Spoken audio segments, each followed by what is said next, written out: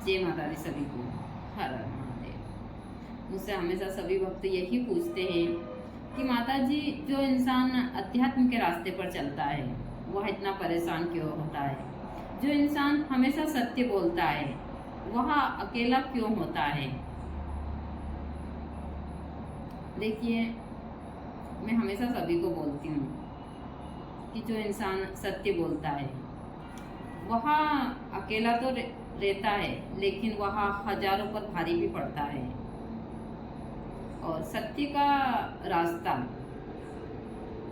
कठिन है, लेकिन यह रास्ता जब बन जाता है तो कभी भी आपको जीवन में दिक्कत नहीं आती है। झूठ का रास्ता सरल है, लेकिन वह बाद में पूरा कांटों से भरा हुआ है।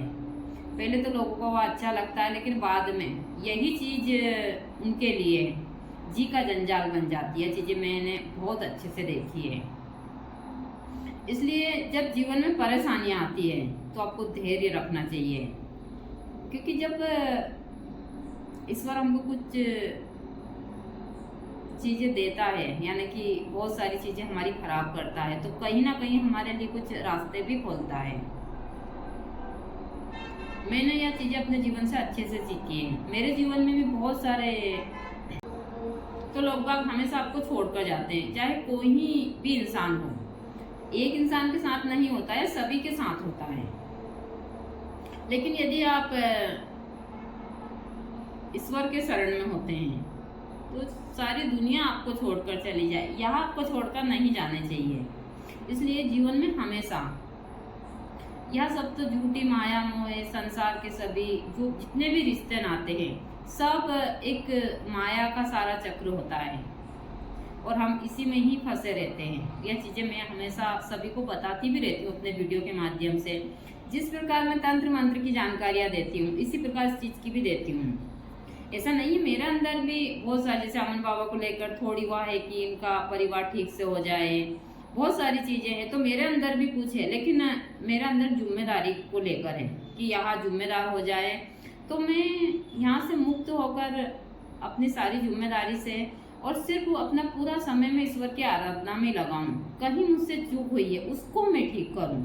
हाँ, मैं मानती हूँ कि मुझसे कहीं तो गलती हुई है, कहीं मुझसे गलती हुई है जिसकी सजा आज मैं इस हिसाब से भोग रही हूँ, इस रूप में। और इस विधवा रूप को लोग बाग बहुत गलत मानते हैं। हमारे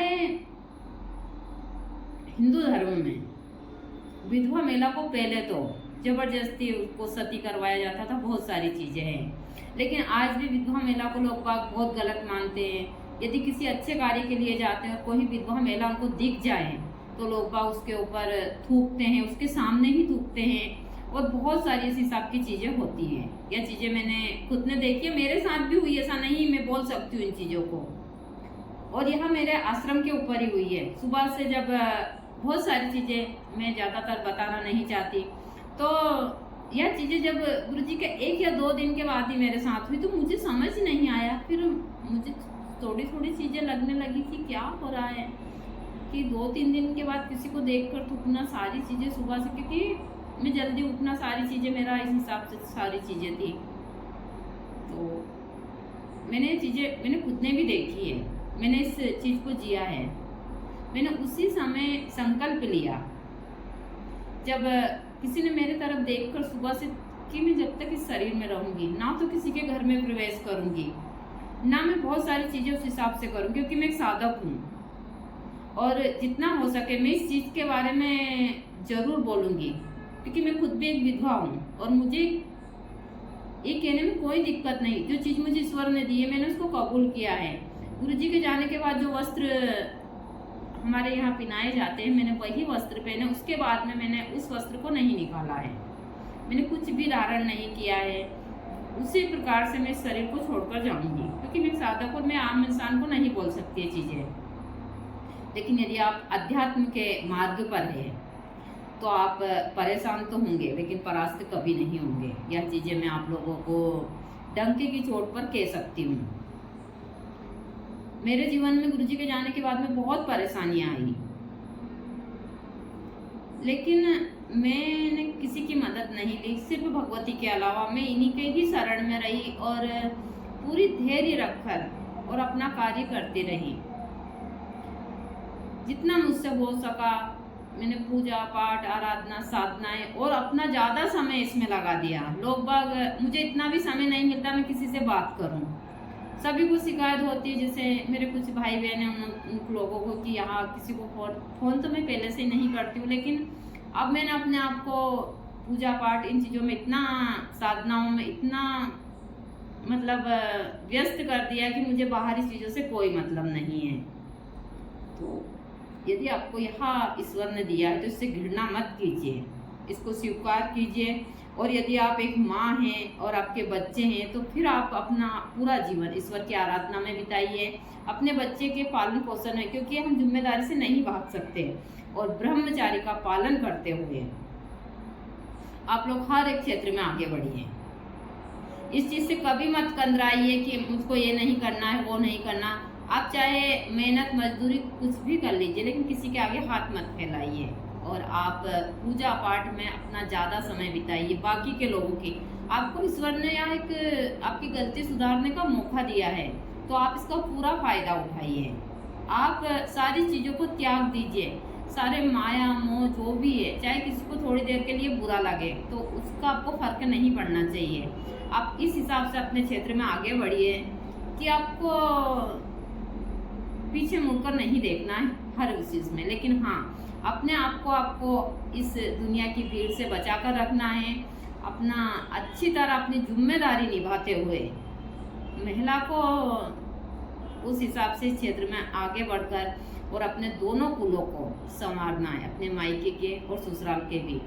आपको कई पीढ़ी याद रखे, आपको वह कार्य करना चाहिए, क्योंकि आपके पास में वो शक्ति है।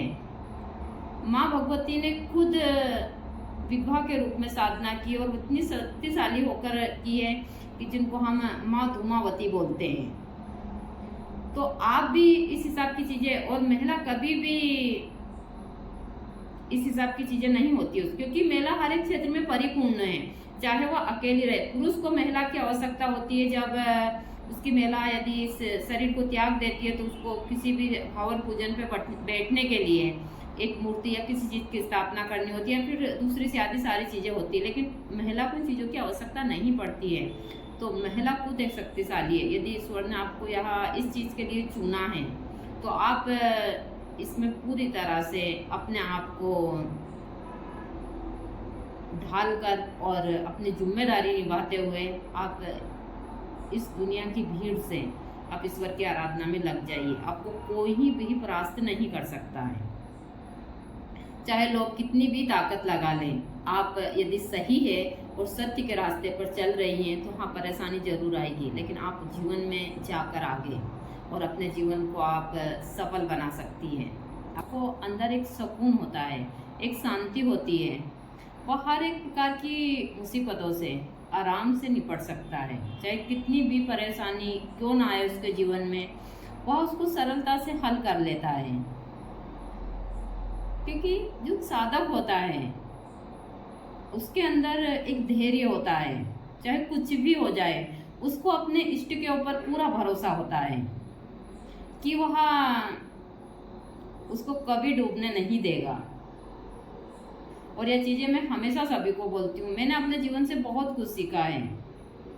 गुरुजी के जाने के बाद में मैंने अपने जीवन में जो चीज़ें देखी है, और मैं क्या हर एक महिला इस हिसाब की, जब महिला के साथ यह घटना होती है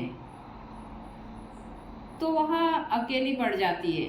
सभी लोग सोचते हैं कि चाहे कोई भी हो उससे फ़ायदा उठाने की कोशिश करता है। हाँ एक वक्त आता है सारी चीज़ें ठीक हो जाती है, लेकिन पहले तो सभी लोग यही सोचते हैं, चाहे ससुराल पक्ष के हो, ठीक है मायके पक्ष के हम लोगों के थोड़े साथ होते हैं, लेकिन ज़्यादातर वह अकेली ही होती है। और सभी लोग यह चाहते हैं कि हम हमारे हिसाब से चलाएं, हमारे हिसाब से। यह चीज़ें मैंने अपने जीवन में बहुत अच्छे से देखी है, लेकिन मैं तो एक साधक हूँ और फिर उस हिसाब की सारी चीज़ें हैं। और मैं कम से कम 20 से 25 साल से साधना के क्षेत्र में हूँ। यह सारी चीज़ें हमने खुद ने दोनों पति पत्नी ने यहाँ पर तैयार की, तो इस बात का तो सब, लेकिन फिर भी उसके बाद भी मेरे ऊपर इन चीज़ों का बहुत उस हिसाब से चीज़ें पड़ी हैं।